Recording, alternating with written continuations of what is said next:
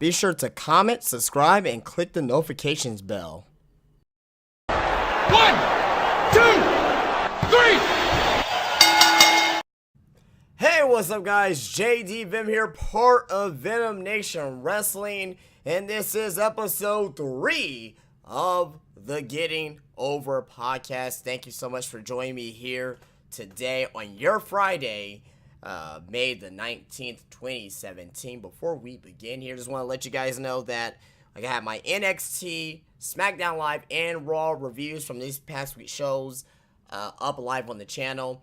As of yesterday, I have my pay-per-view preview and predictions for NXT TakeOver Chicago and Backlash, which will be set for Saturday and Sunday here on the channel. Tomorrow, we're going to be getting the NXT TakeOver Chicago review. Also, as well, tomorrow we're going to be getting our top 10 video of the week. And this week, we're going to be doing the top 10 debuts in wrestling history. So that's going to be a fucking great video as well. You guys definitely want to check that out.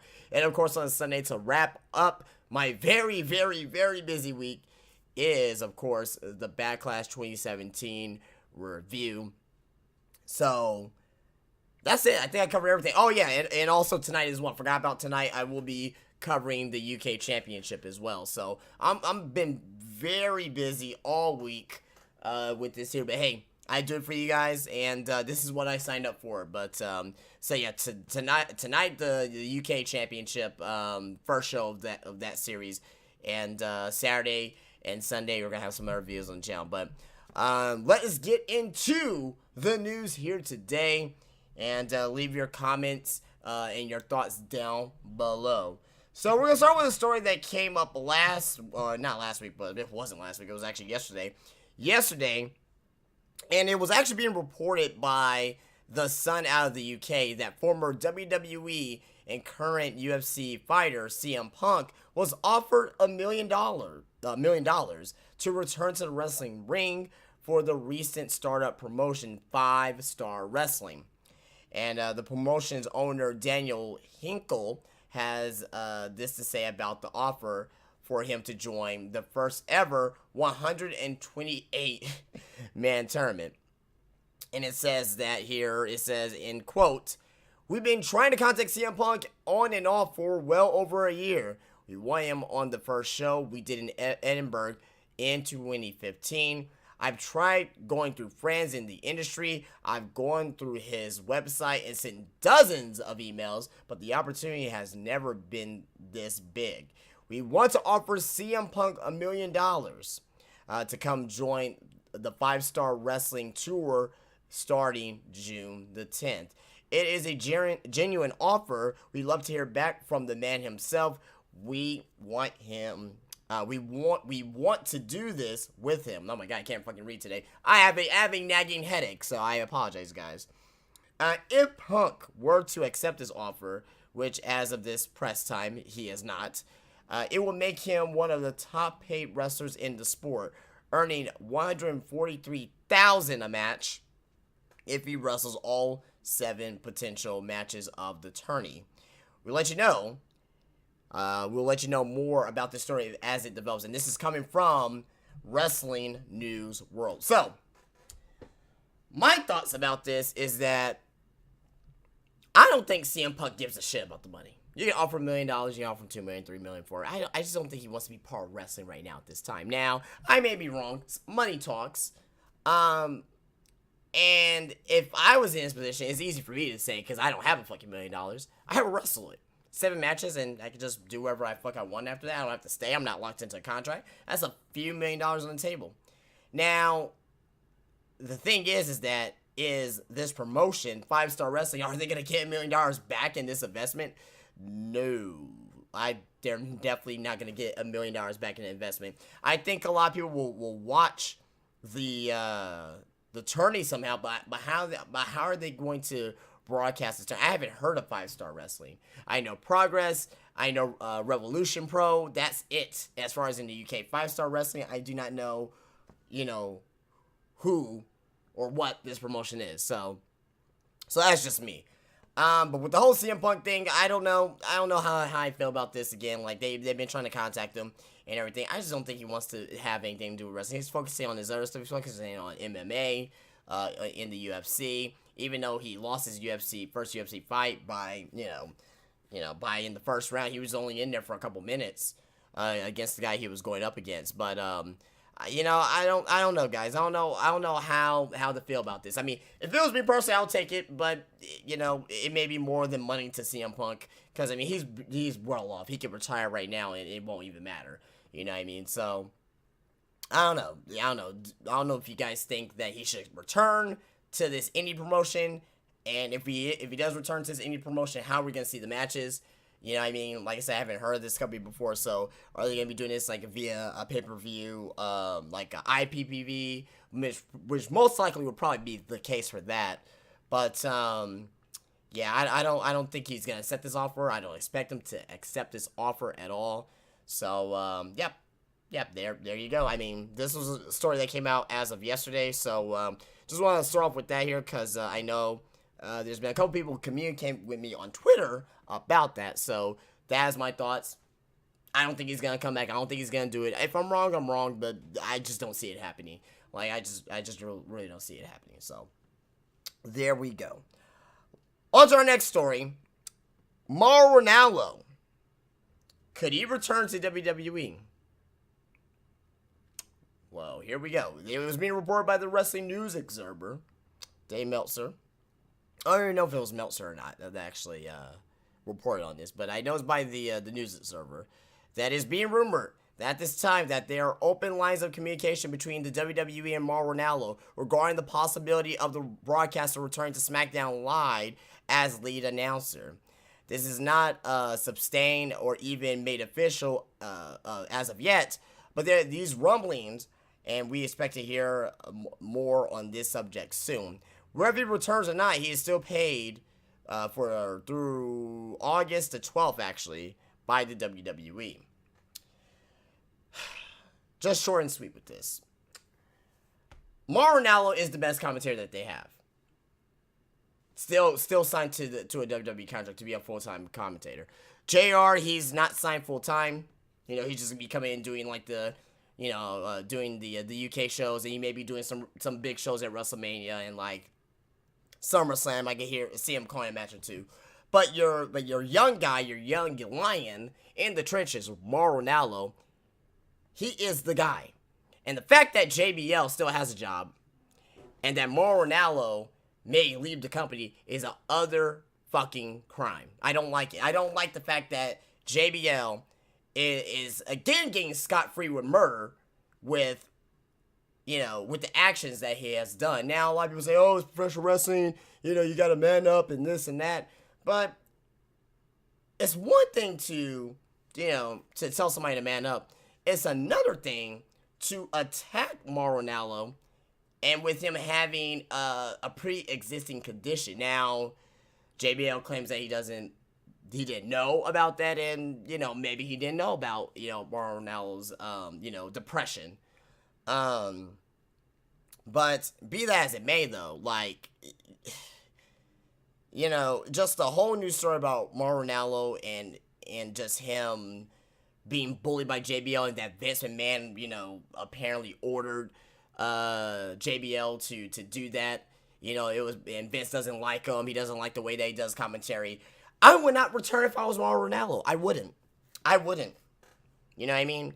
Unless if they're doing something where they can make things right, increasing his fucking salary, that'll be one thing to get things right with Mauro Ranallo and WWE. But I really want Ranallo back because his commentary is so great. I miss him right now for the cruiserweights. When he's on 205 Live, the show was very watchable. It wasn't great by any means, but the show was watchable. I would rather see him in the for the women's tournament. I would love to hear Mauro Ranallo on the women's tournament. If they have another Cruiserweight Classic, I want to hear Ranallo's voice, along with Daniel Bryan.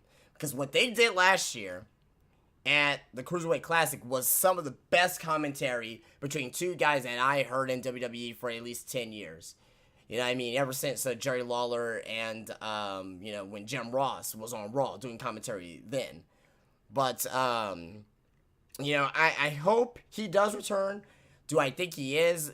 I don't know. It's up in the air with that. I mean, you know, the only way I think he's gonna return is if they increase his salary and they make things right with JBL. I don't, and if he's still gonna be on SmackDown with JBL, you know, it's gonna be awkward for them. It will have to be awkward for them. I mean, I wouldn't be able to sit next to somebody knowing that I got bullied by that person and like put me in a depressive state. Either get JBL off television completely or get him on Raw or whatever. But, you know, just right now, I just think that, you know, Ranallo in his situation and the way that he's being treated, he deserves this position.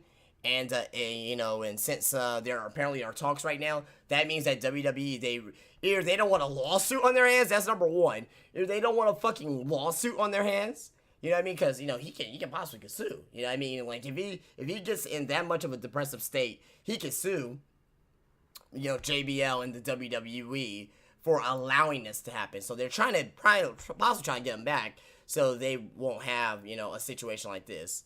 So either, you know, Ronaldo will sue if he's not back, or, you know, he'll just leave and just, like, you know, just let it go. But, I don't know, guys. I don't know on how this is all going to play out. We're going to find out next, you know, couple months or so. But this news story came out yesterday from the Wrestling News Observer.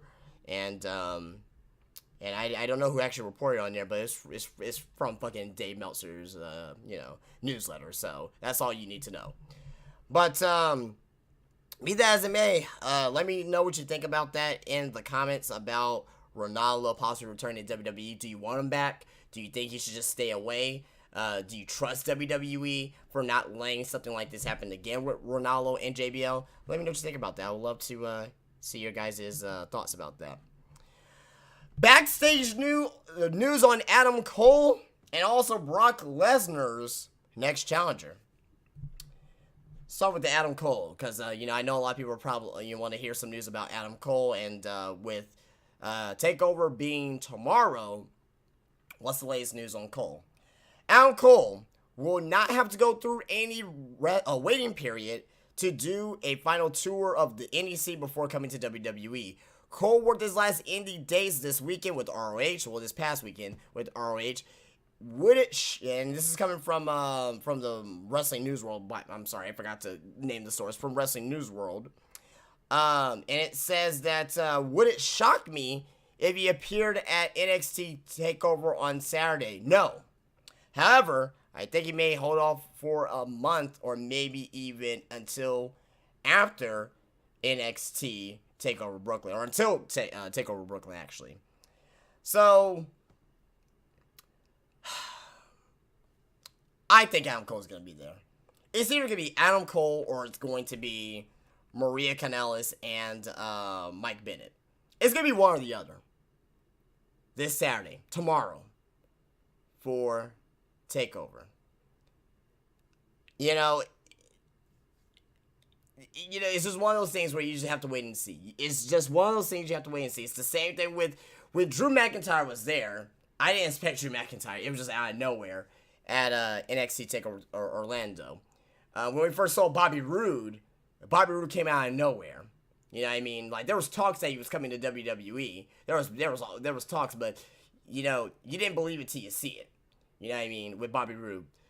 This, I think that, you know, I'm expecting Adam Cole.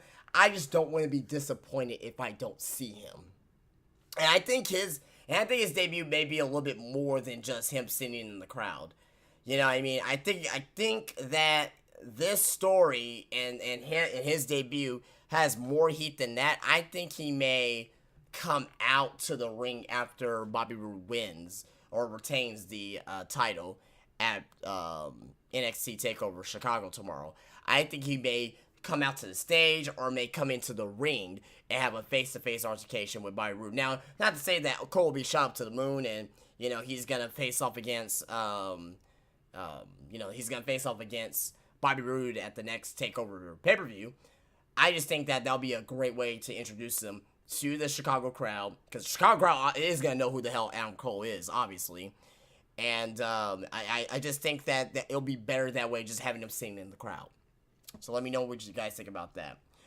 Also, as well, WWE has not figured out a plan for Brock Lesnar's opponent at the July Great Balls of Fire show. Now, there has been rumors out there that, first of all, Braun Strowman, they say he was going to be out for 6 months. Dave Meltzer reported saying that this is a work, and he could be back in July, maybe in August for SummerSlam. I expect him for SummerSlam. If this is a work, he's going to be coming back for SummerSlam. Don't rush him back for Great Balls of Fire, because God knows that pay-per-view doesn't need to have a Braun Strowman-Brock Lesnar match on there, only to be ruined because of Braun Strowman's injury. So I'd rather to have that match to happen at SummerSlam. Now, also on top of this as well, there's been talks that for the match at Great Balls of Fire, and what we can see at Extreme Rules with the Fatal 5-Way, right now there's been talks that it could either be Seth Rollins or Finn Balor to become the number one contender for Brock Lesnar's Universal Championship. Now, if I was a Bay man, I will go with Seth Rollins. I'd rather see Seth Rollins. I love Finn Balor, but I said this in my Raw review that if Balor goes up against Lesnar, it's not believable. I'm not going to believe that Finn Balor could, beat Brock Lesnar in a fight. It's not believable to me at all. Rollins, I also said as well, it's kind of borderline with that, but he beat Triple H, so that gave it a little bit more credibility there when he beat Triple H at WrestleMania, because Triple H, obviously had his feud with Brock Lesnar, back a couple years ago, back at SummerSlam and also at WrestleMania 29.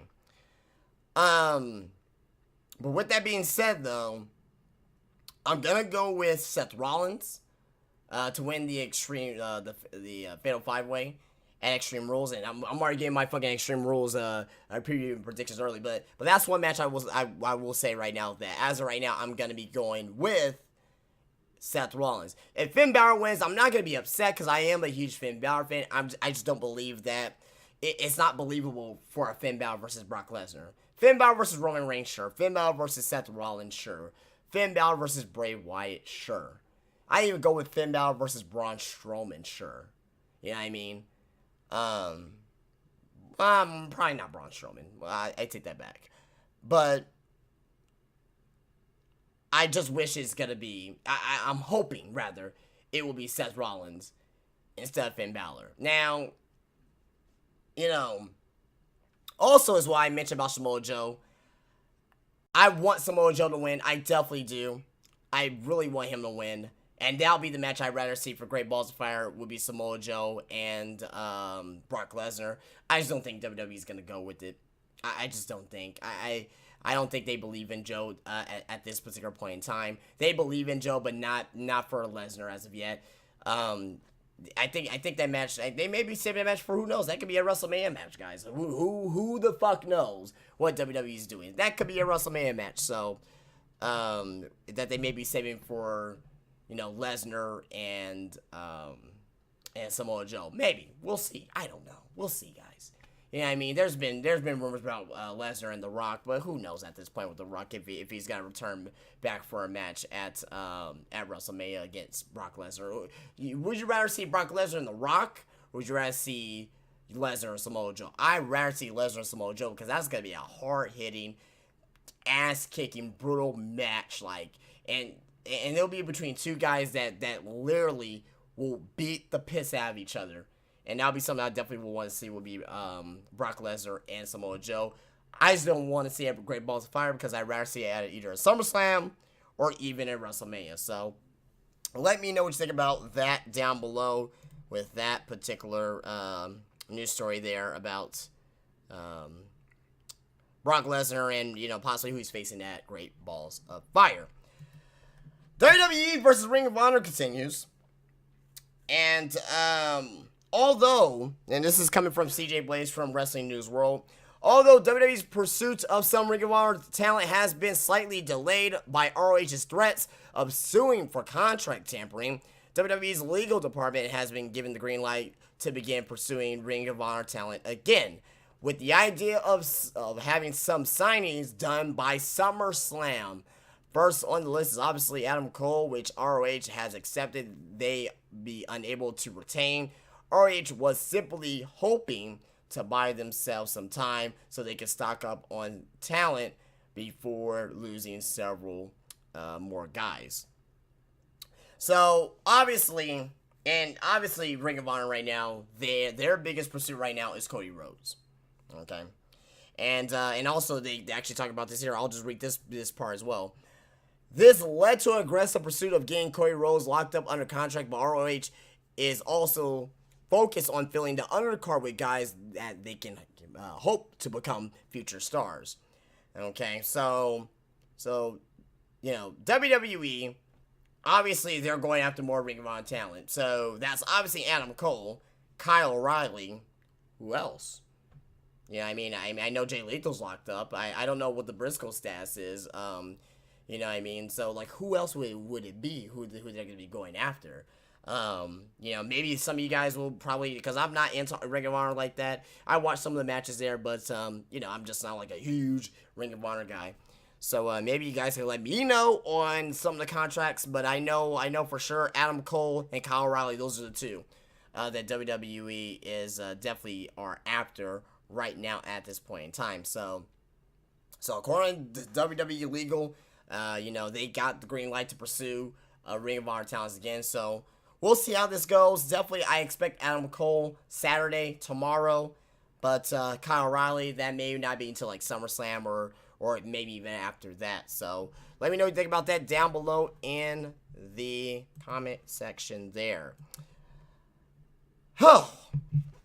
Jerry Lawler comments on the Randy Orton criticisms of indie wrestling. So, as we know that Randy Orton, he was criticizing some indie talents on how some of the match structures are: flip, dive, this is awesome, fight forever chance, handshake, more flips, more dives. So we already know about this already. So after the barrage of tweets between Randy Orton, Rip Rogers, Ricochet, Will Ospreay, and Bully Ray, and many others on the subject of the indie wrestling, and it being focused on dives and flips rather than psychology of a match, many others have been weighing in on this situation. On the latest episode of his podcast, Jerry Lawler, he diplomatically weighed in on the situation and had the following to say, end quote, "I think the problem, Rip Rogers and Randy Orton, have been what the young guys think that they need to do to get noticed. It's what the young guys do in these matches that bothers guys who have been in the business for a while. The young guys, like they said, they have a tendency to go out there and try to squeeze in every single move that they know. Every dive, every flip, every flop. Everything that they can put in one 15-minute match. So in order to do that, if you're going to put all those moves in, you're not going to have time to sell anything. It's just going to be one move after another until the match is over. That is not the way that wrestling became what it is today. Now, what I think veterans look at and not what the business is supposed to be. It's not that it's entertaining for fans. I think that Rip's and Randy's point, they are trying to make it there. They're trying to make their own point there. So basically, King, he's just actually putting it down the middle here. So he's saying from the side that, hey, the young guys, they want to do their moves. They only got 15 minutes to get out there, so they're going to do every move that they can to get over. That's pretty much what the King's saying. But he also understands why, Rip and Randy think the way that they are, because, Randy's father, Randy's grandfather, all in wrestling, he's a third generation guy, you know what I mean? So Randy was brought up with the old school mentality, even though it's 2017. He was brought up with the old school mentality, obviously. So this old quote from King means nothing to me, really. I'm sorry. This really means nothing to me because he just splits it down the line. I thought this was going to be a little bit more. I read this story. I read the story first time. I was like, oh, that's cool. I read it again right now. I'm like, oh, this is really nothing here. So, but it goes on to say here, so I can finish this out here, that this isn't the first time the debate between indie and mainstream wrestling has been discussed, and it certainly won't be the last. It has a hot point of contention during another highly regarded match between Will Ospreay and Ricochet in Japan time ago, and where Vader criticized the athletes for doing an exhibition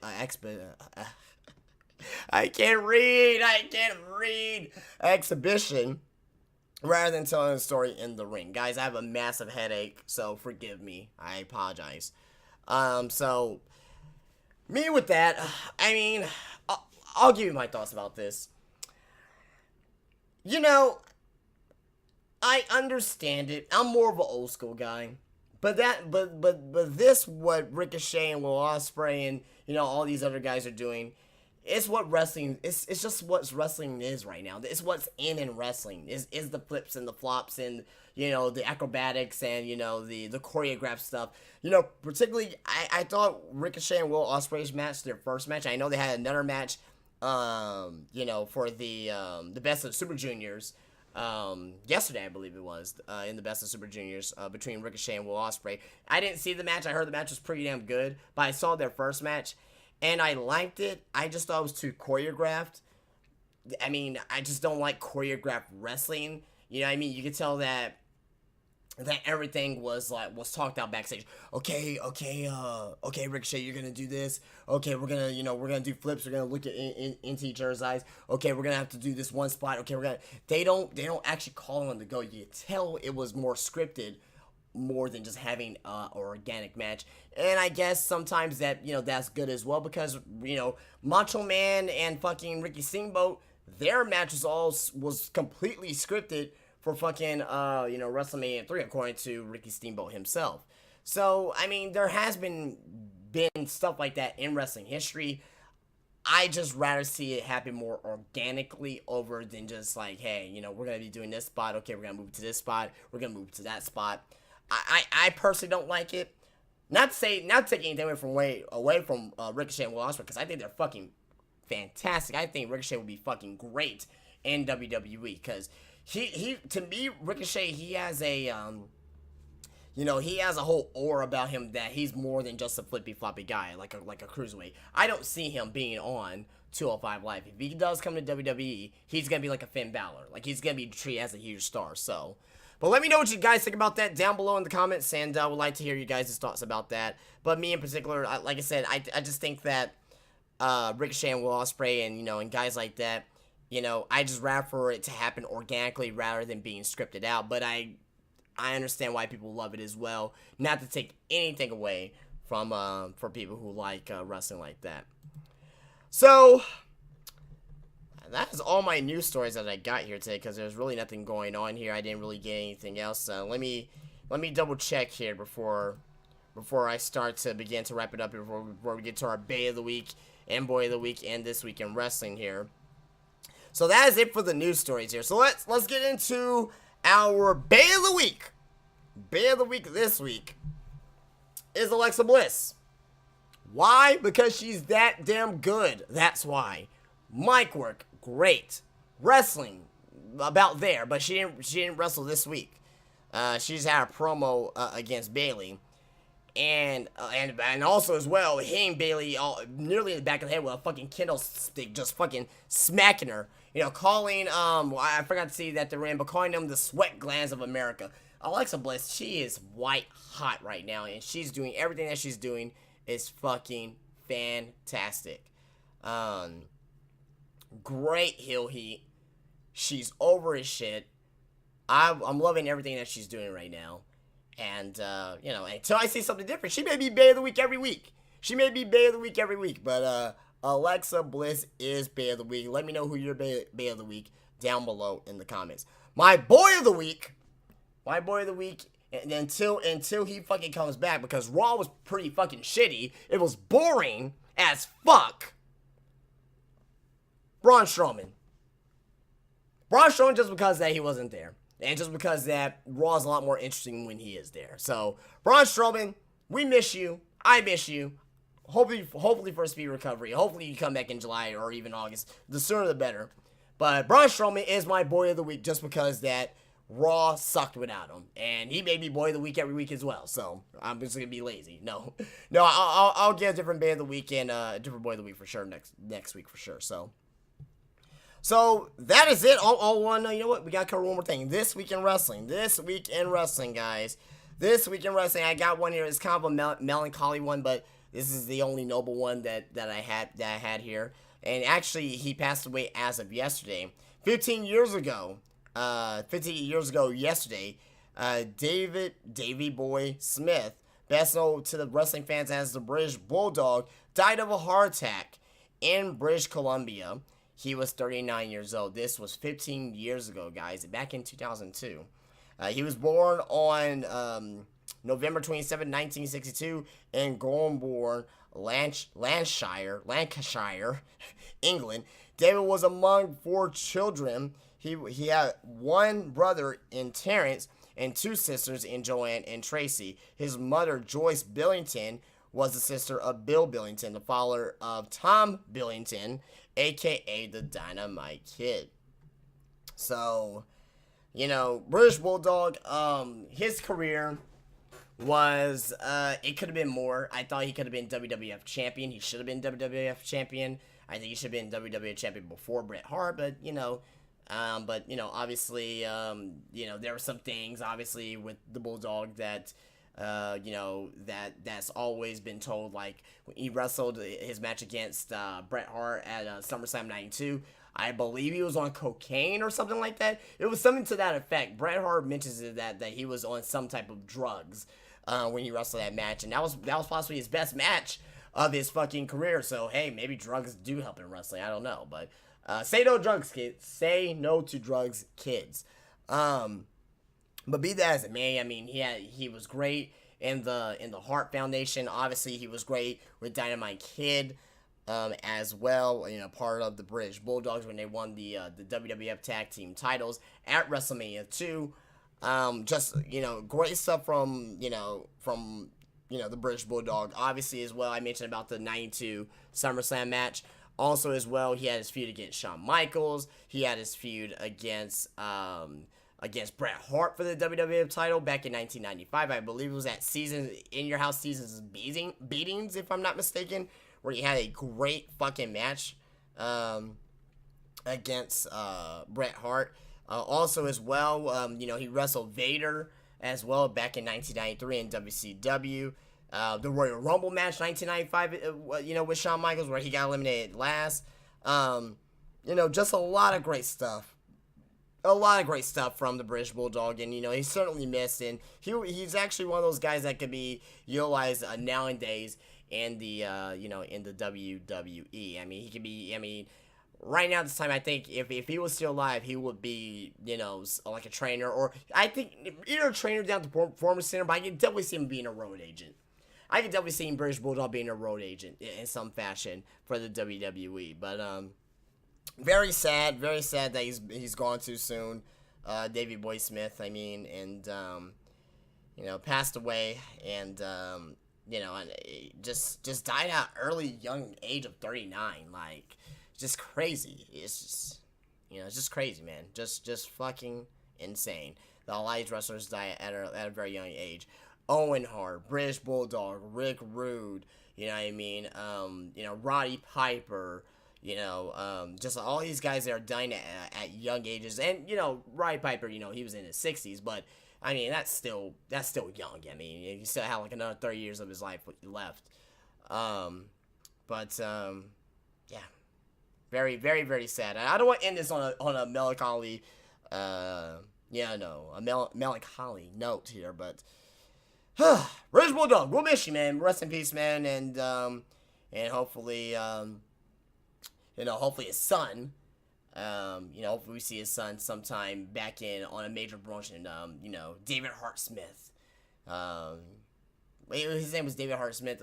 His name is David Hart Smith in WWE, but I forget his real name for some reason. But someone's gonna tell me down in the comment section, I'm pretty sure. But guys, that is it for me. That is the Game Over Podcast, episode 3. let's get ready for NXT TakeOver Chicago tomorrow. Be sure to come out for that review also as well. Top 10 tomorrow as well on the channel. On Sunday, Backlash 2017 pay-per-view review. Other reviews on my channel, NXT, Raw, SmackDown reviews are up live on the channel right now. Preview and predictions for NXT TakeOver Chicago and Backlash is up live on the channel as well. And also later tonight, the UK show from WWE is going to be a 90-minute special on the WWE Network. I'm going to be reviewing episode 1. Guys, that's it for me. If you like this here, be sure to leave a thumbs up, subscribe to the channel, be sure to follow me on Twitter, and like my Facebook page where both links are down below, and I'll see you guys later. Peace out.